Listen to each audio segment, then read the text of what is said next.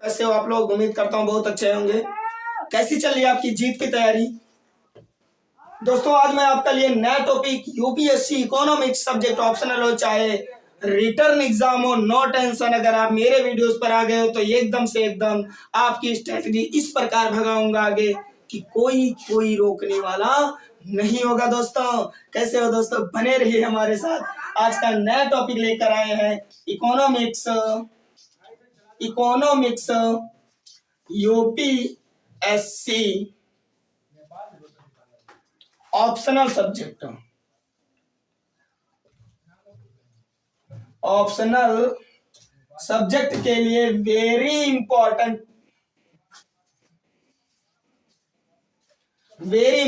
Topic, जो कि आपका टॉपिक यूपी पीजीटी टीजी से लेकर UPSC UPSC economics optional subject में भी बहुत महत्वपूर्ण देता है। टॉपिक आज का है आय के चक्री प्रवाह। आय के चक्री प्रवाह यूपी पीजीटी आय का चक्री प्रवाह। आय का चक्री प्रवाह क्या होता है? आय का चक्री प्रवाह क्या होता है दोस्तों? अर्थव्यवस्था के क्षेत्र कितने हैं? चक्री प्रवाह कहते किसे हैं? आय का द्विक्षेत्रीय प्रवाह क्या है? आय का त्रिक्षेत्रीय प्रवाह क्या है? आय का चार क्षेत्रीय प्रवाह क्या है? दोस्तों इन सारे डाउट्स को अब मैं क्लियर करने वाला हूं। अगर आप इस टॉपिक पर अटके हुए हैं यूपी पीजीटी टीजीटी और यूपीएससी इकोनॉमिक्स के बुक में, तो सो गाइस बिल्कुल सफाया कर दूंगा। No tension, no doubt. तो चलिए वीडियो को शुरू करते हैं। पहले हम पढ़ लेते हैं आय का चक्री प्रवाह होता क्या है। तो दोस्तों आपको हम बता दें, चक्री प्रवाह, चक्र के नुमा प्रवाह करना, मतलब चक्र के जैसे घूमना, ना कभी किसी का अंत ना किसी का प्रारंभ, ना किसी का अंत ना किसी का प्रारंभ। जैसे मान लीजिए फर्म,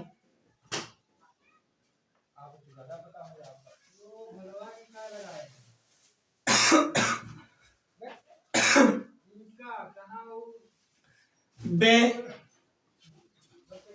उत्पादन उपभोग। किसी व्यक्ति ने पैसा व्यय किया, उसी पैसे को उत्पादन हुआ, उसी पैसे से उपभोग हुआ। ये चक्र के नुमा चला करता है बेटा। व्यय उत्पादन उपभोग, इसी को कहते हैं आय का चक्री प्रवाह। यानी ये आय व्यक्ति के पास से जाती है, परिवार के पास से जाती है, व्यय करता है उत्पादन के पास, उत्पादन पुनः व्यय कर देता है परिवार के पास, परिवार फिर पुनः व्यय कर, एक होता है आय का चक्री प्रवाह। दोस्तों आय के चक्री प्रवाह की अगर बात करें तो आय के चक्री प्रवाह के दो घटक होते हैं। एक होता है वास्तविक प्रवाह और दूसरा होता है मौद्रिक प्रवाह। वास्तविक प्रवाह क्या होता है? मौद्रिक प्रवाह। चक्री प्रवाह में बस दो ही घटक होते हैं, वास्तविक प्रवाह और मौद्रिक प्रवाह।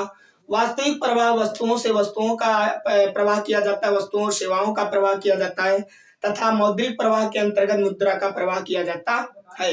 जिसमें मुद्रा इधर से उधर जाए वो मौद्रिक प्रवाह, जिसमें वस्तुएं सेवाएं इधर से उधर जाए वो मौद्रिक प्रवाह। अब दोस्तों हम बात कर लेंगे अर्थव्यवस्था के क्षेत्र, क्योंकि आय के द्वितीय क्षेत्र पढ़ने से पहले द्विक्षेत्रीय अर्थव्यवस्था में आय का चक्रीय प्रवाह, त्रिक्षेत्रीय अर्थव्यवस्था में आय का चक्रीय प्रवाह, चार क्षेत्रीय अर्थव्यवस्था में आय का चक्रीय प्रवाह पढ़ने से पहले आपको अर्थव्यवस्था के क्षेत्र पढ़ना बहुत जरूरी है। तो चलिए दोस्तों हम अर्थव्यवस्था के क्षेत्र पढ़ते हैं। अर्थव्यवस्था के क्षेत्र क्या क्या है? अर्थव्यवस्था के क्षेत्र क्या क्या है? अर्थव्यवस्था के बेटा चार क्षेत्र होते हैं। परिवार, जिसे आप कंज्यूमर कहते हैं, दूसरा है उत्पादन या उत्पादक, जिसे आप इन्वेस्टमेंट, हम इसे आई से भी लिखते हैं और परिवार को सी से लिखते हैं। तीसरा है आपका सरकार, जिसे आप गवर्नमेंट, इसे हम जी से लिखते हैं, गवर्नमेंट कहते हैं। चौथा है विदेशी क्षेत्र, जिसे हम x - m से लिखते हैं। दोस्तों ये थे अर्थव्यवस्था के क्षेत्र। अर्थव्यवस्था के क्षेत्र कितने हैं? अर्थव्यवस्था के 4 क्षेत्र हैं। परिवार, उत्पादनकर्ता या उत्पादक, सरकार, विदेशी क्षेत्र। ये इसके पूरे 4 क्षेत्र हैं। परिवार, सरकार, उत्पादक क्षेत्र, विदेशी क्षेत्र। अब दोस्तों हम पढ़ लेते हैं अर्थव्यवस्था के द्विक्षेत्रीय अर्थव्यवस्था का चक्रीय प्रवाह। अर्थव्यवस्था में चक्रीय प्रवाह, अर्थव्यवस्था में आय का चक्रीय प्रवाह। अर्थव्यवस्था में आय का चक्रीय प्रवाह कितने प्रकार का होता है? 3 प्रकार का होता है। द्विक्षेत्रीय आय का चक्रीय प्रवाह, द्विक्षेत्रीय आय का चक्रीय प्रवाह, त्रिक्षेत्रीय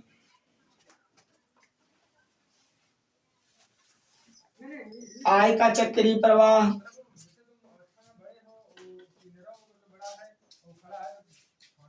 चौथा है आपका चतुर्थ क्षेत्रीय आय का चक्रीय प्रवाह, आय का चक्रीय प्रवाह। अब दोस्तों हम इनको स्टेप बाय स्टेप पढ़ लेते हैं कि क्या होते हैं द्विक्षेत्रीय, 3 क्षेत्रीय क्या होते हैं, 4 क्षेत्रीय क्या होते हैं।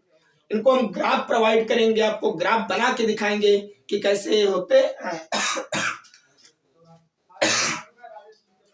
तो पहला हम चित्र बनाएंगे। फर्स्ट नंबर है द्विक्षेत्रीय आय का चक्रीय प्रवाह। द्विक्षेत्रीय आय का चक्रीय प्रवाह क्या होता है?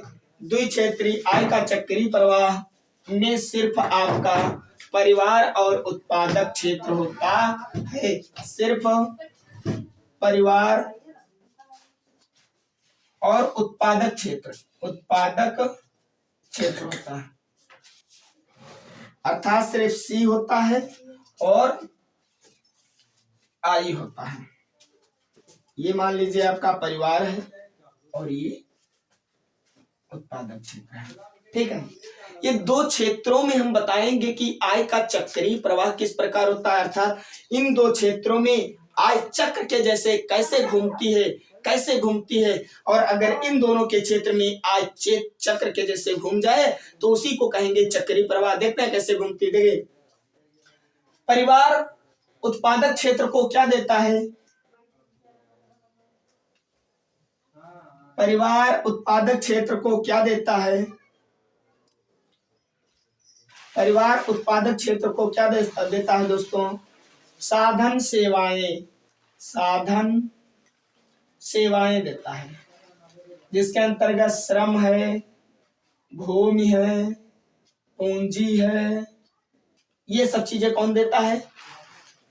परिवार देता है। किसको? उत्पादक क्षेत्र को। तो इसके बदले में उत्पादक क्या देता है परिवार को? वस्तुएं और सेवाएं देता है। समझ गए? परिवार ने दे दिया साधन सेवाएं, तो उत्पादक क्षेत्र ने दे दिया वस्तुएं बना करके। अब देखिए,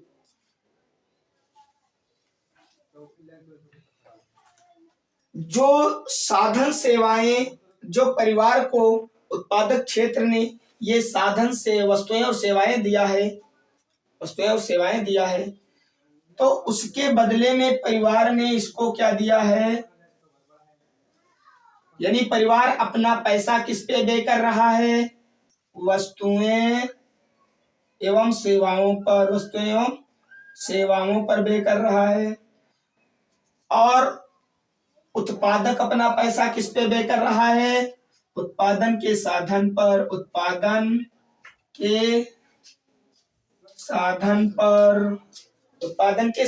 व्यय कर रहा है।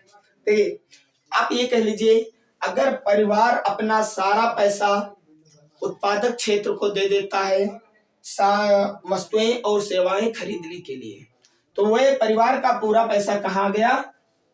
पैसा उत्पादक क्षेत्र के पास। अब उत्पादक क्षेत्र वही पैसा पुनः दे देता है किसको? परिवार को। क्यों?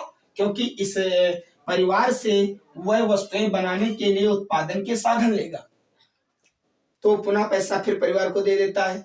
परिवार फिर वही पैसा इसको देता है, फिर वस्तुएं खरीदता है, और फिर वही पैसा है परिवार को दे देता है और उत्पादन के साधन लेता है। तो बेटा दो क्षेत्रीय आय का चक्रीय प्रवाह था, समझ गए। अब हम बात कर लेते हैं त्रिक्षेत्रीय आय का चक्रीय प्रवाह। त्रिक्षेत्रीय आय का चक्रीय प्रवाह क्या होता है? त्रिक्षेत्रीय आय का चक्रीय प्रवाह, त्रिक्षेत्रीय आय का चक्रीय प्रवाह, त्रिक्षेत्रीय आय का प्रवाह। दूसरा पॉइंट, त्रिक्षेत्रीय में अभी मैंने बताया था क्या क्या होता है, C प्लस आई प्लस जी प्लस एक्स माइनस एम, ये अर्थव्यवस्था के क्षेत्र हैं। परिवार, उत्पादक, सरकार, विदेशी क्षेत्र। तो दो क्षेत्र में, द्विक्षेत्रीय में सिर्फ ये दोनों थे, त्रिक्षेत्रीय में ये दोनों आ जाएंगे, अर्थात परिवार, इधर बैंक या ब्रैकेट में वित्तीय बाजार, और इधर उत्पादक क्षेत्र, और इधर हम लिख लेते हैं सरकार।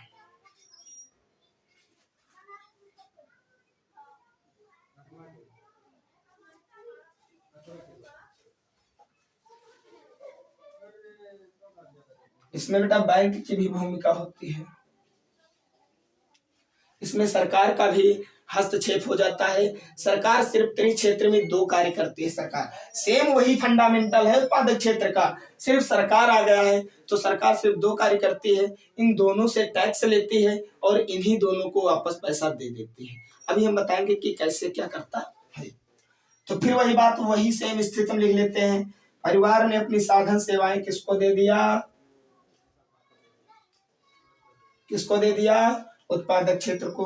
क्या देता है? साधन सेवाएं। तो उत्पादक क्षेत्र ने परिवार को क्या दे देता है? परिवार को दे देता है वस्तुएं और सेवाएं, वस्तुएं और सेवाएं। देखिए बेटा ध्यान से पढ़ लीजिए कि परिवार जो उत्पादक था, उत्पादक ने अपना पूरा पैसा, मान लीजिए इसके पास 1,00,000 रुपये है, 1,00,000 रुपये सारा किसको दे देते हैं? परिवार को दे देते हैं। किस लिए? साधन सेवाओं पर, यानी उत्पादन के साधन पर व्यय कर देते हैं। और उत्पादन के साधन देता कौन है? परिवार ही तो देता है। तो सारा पैसा कहाँ जाएगा? परिवार के पास आ जाएगा। अब पूरा पैसा परिवार के पास आ गया, इधर 1,00,000 रुपये किसके पास आ गया? परिवार के पास। अब परिवार अपनी आवश्यकताओं को संतुष्ट करने के लिए वही 1,00,000 रुपये पुनः किसको दे देती है? किसको दे देती है? सरकार, उत्पादक क्षेत्र को दे देती है। किसको? उत्पादक क्षेत्र को। साधन सेवा, इसमें हम लिख भी लेते हैं भूमि, श्रम, पूंजी, अन्य साधन, ये ठीक है। देखो परिवार ने भूमि, श्रम, पूंजी इसको दिया तो इसने वस्तुएं और सेवाएं दिया। अब देख लेते हैं ये बैंक का इसमें क्या कार्य है। ये परिवार के पास अगर कुछ पैसा बच जाता है तो बैंक में क्या कर देते हैं? बचत कर लेते हैं। अगर कम पड़ता है तो इससे क्या कर लेते हैं? उधार ले लेते हैं। इसी तरह ये भी करता है, बचत कर देता है और कभी कभी उधार भी ले लेता है। सरकार क्या करती है? परिवार और सरकार के साथ क्या संबंध होता है? परिवार से सरकार लेती है क्या? परिवार से सरकार लेती है क्या? टैक्स, चाहे वो डायरेक्ट टैक्स हो चाहे इनडायरेक्ट टैक्स हो, टैक्स लेती है। और सरकार परिवार को देती क्या है? हस्तांतरण आय, हस्तांतरण आय दे देती है। ये हस्तांतरण आय होती क्या है? जिसमें विभिन्न प्रकार के पेंशन है, छात्रवृत्ति है, ये सारी चीजें आती हैं। यानी परिवार से सरकार टैक्स ले रहा है और उसी टैक्स के पैसे से उसी परिवार के लोगों को पेंशन दे देता है, छात्रवृत्ति दे देता है, कई प्रकार की सुविधाएं दे देता है। अब देखेंगे उत्पादक क्षेत्र और सरकार के साथ क्या संबंध है। ये भी इससे क्या लेता है, सरकार उत्पादक क्षेत्र से क्या लेता है, टैक्स लेता है और देता क्या है इसको, देता क्या है, देता है बेटा से उपदान, दान व अन्य सुविधाएं।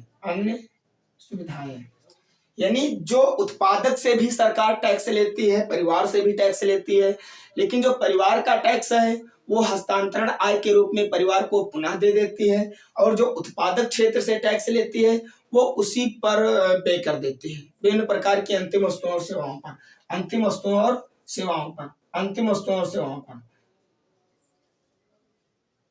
वस्तुओं और सेवाओं पर। क्यों? क्योंकि सरकार भी तो वस्तुएं खरीदती है लोगों की भलाई के लिए।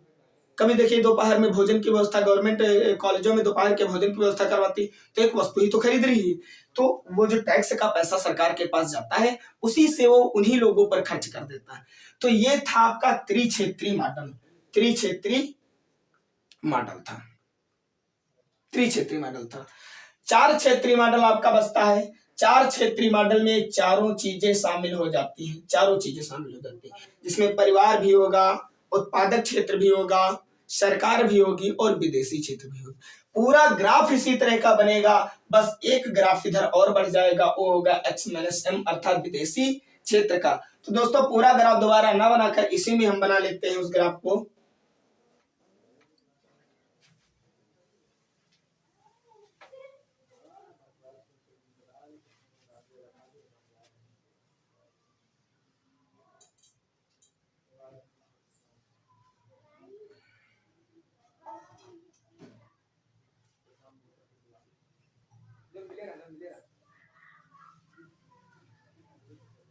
इसी में हम इतना लिख लेते हैं सरकार, सॉरी विदेशी क्षेत्र, विदेशी क्षेत्र,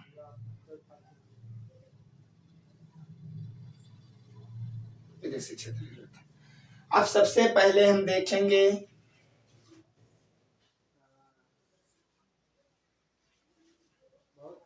बचत और इधर उधार। अब हम देखेंगे कि विदेशी क्षेत्र और इस उत्पादक क्षेत्र के साथ क्या संबंध है, विदेशी क्षेत्र और उत्पादक के साथ क्या संबंध है।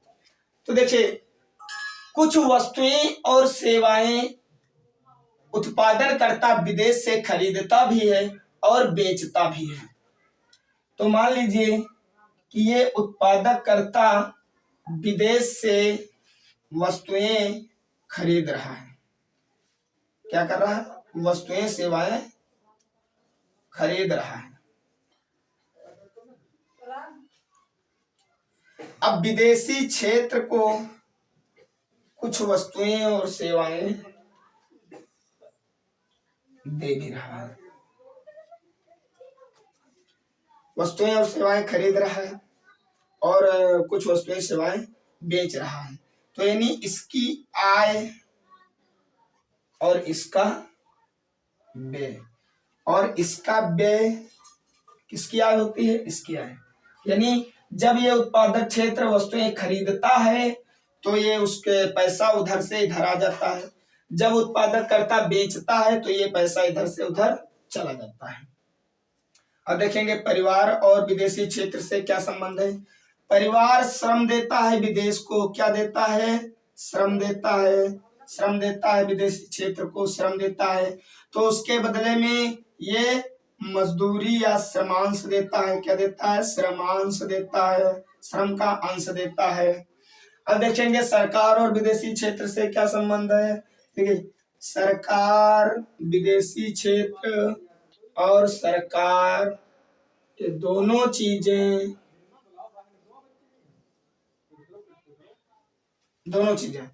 सरकार और विदेशी क्षेत्र।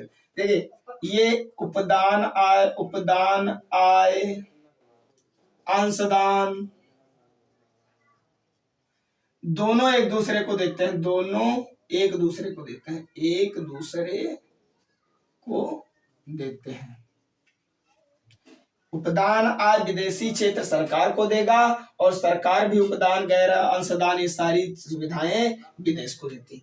तो इस प्रकार से अर्थव्यवस्था का 4 क्षेत्रीय मॉडल है, जिसमें विदेशी क्षेत्र, परिवार, सरकार और उत्पादक।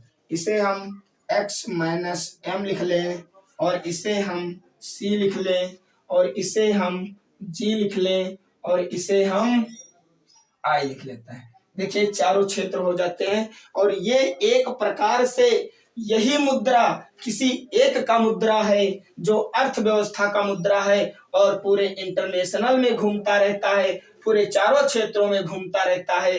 ये प्रक्रिया हमेशा चला करती है, चारों क्षेत्रों में मुद्रा इधर से उधर, उधर से इधर, इधर से उधर आया जाया करती है, जिसे कहते हैं आय का चतुर्थ क्षेत्रीय में चक्रीय प्रवाह, आय का चतुर्थ क्षेत्रीय में चक्रीय प्रवाह। So guys UP PGT TGT के लिए कैसे हो तैयार होते रहिए इकोनॉमिक्स, और मेरे चैनल को अभी सब्सक्राइब कर लो। छोटे से छोटे, बड़े से बड़े डाउट को मैं मिटाता रहूंगा।